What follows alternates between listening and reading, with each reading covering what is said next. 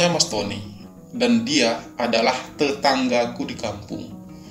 Mas Tony sudah menikah dan sudah punya 2 orang anak. Aku sebenarnya tidak begitu mengenal Mas Tony, meskipun kami sudah bertetangga selama bertahun-tahun. Aku sebenarnya kuliah di kota dan hanya pulang bila musim liburan tiba. Karena itu, aku jadi tidak begitu mengenal Mas Tony. Pada suatu musim liburan, seperti biasa, aku pulang ke kampung. Suasana di kampungku memang selalu sunyi. Siang hari, orang-orang sibuk bekerja di kebunnya, yang berjarak cukup jauh dari perumahan penduduk. Sementara kalau malam hari, orang-orang lebih memilih untuk berdiam diri di rumah karena merasa capek sehabis kerja seharian. Pada suatu pagi, saat itu aku hanya sendirian di rumah. Ibu dan ayahku seperti biasa pergi ke kebun untuk bekerja, sedangkan kedua adik-adikku sedang menikmati liburan mereka di rumah pamanku yang berada di kampung tetangga. Saat itu tiba-tiba Mas Tony datang ke rumahku. Dia hanya memakai celana pendek dan tidak memakai baju. Saya hanya mau mengantar pompa sepeda yang kemarin saya pinjam sama ayah kamu. Begitu alasan Mas Tony saat aku membuka pintu untuknya. Maaf ya, saya pikir tadi hanya ayah kamu yang di rumah. Jadi saya berpakaian sedikit tidak sopan.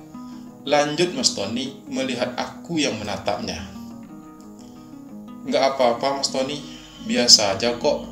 Timpalku berusaha sesantai mungkin. Kamu libur kuliah ya? Tanya Mas Tony berbasa-basi.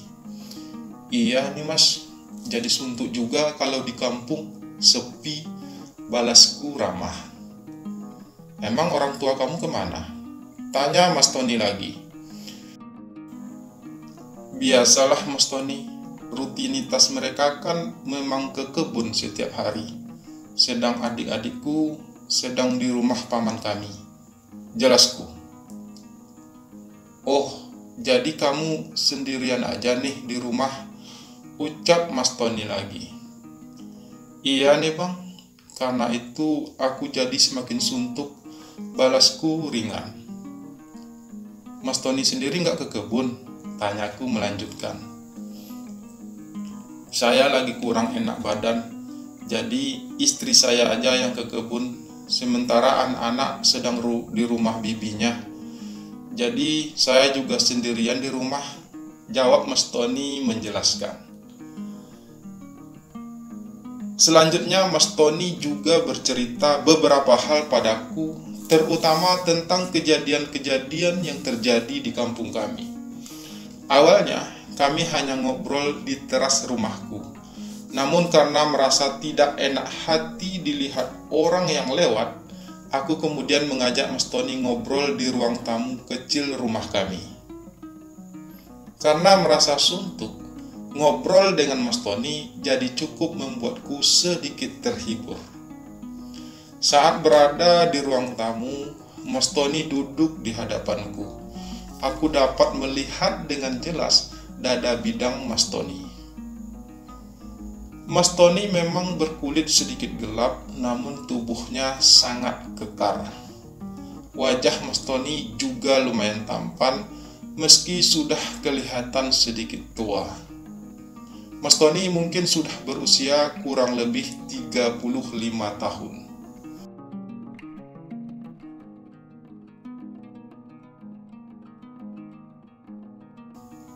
Kamu kok melihat saya seperti itu?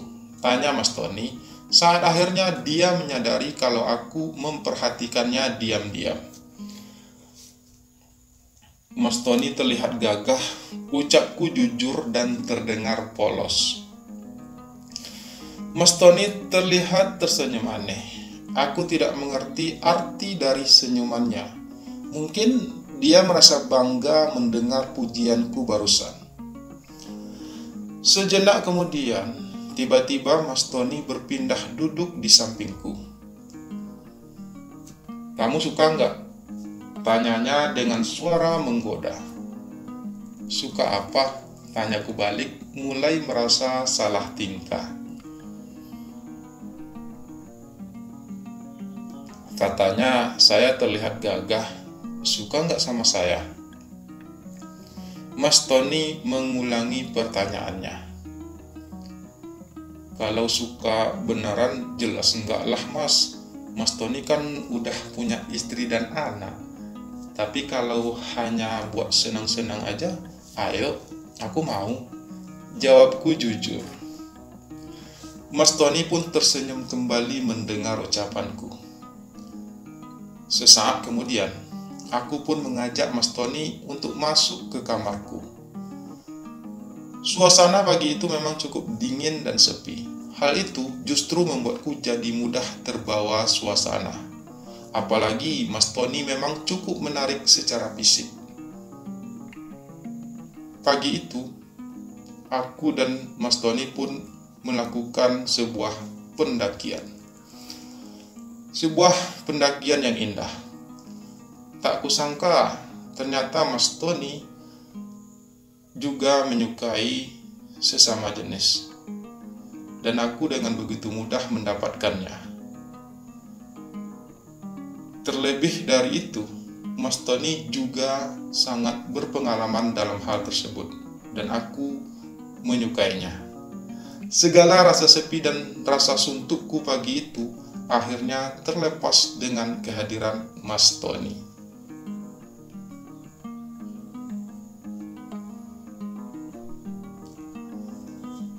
"Kamu sudah biasa ya melakukan hal ini?"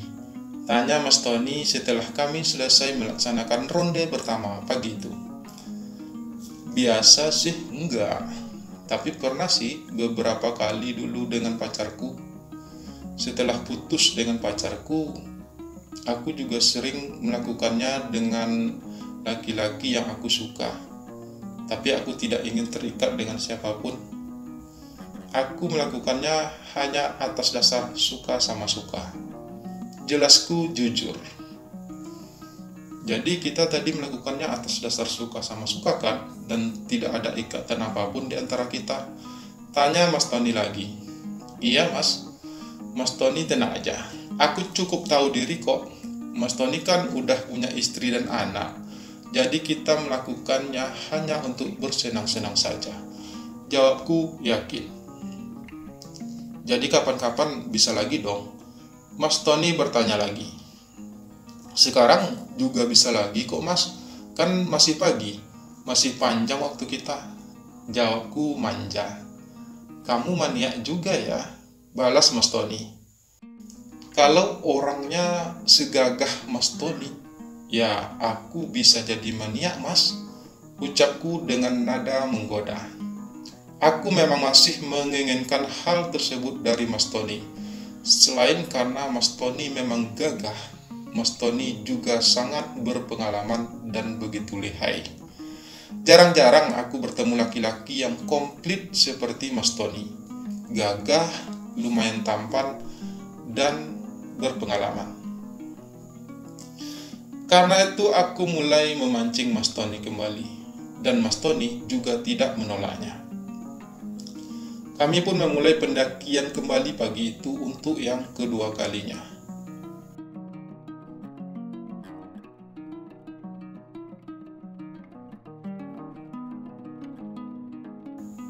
Dan begitulah kisah singkatku bersama Mas Tony, sang tetanggaku yang gagah tersebut.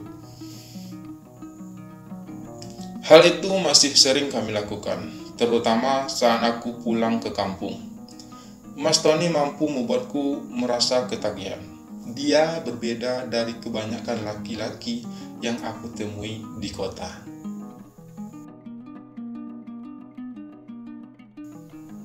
Terima kasih sudah menonton video ini sampai selesai. Semoga terhibur.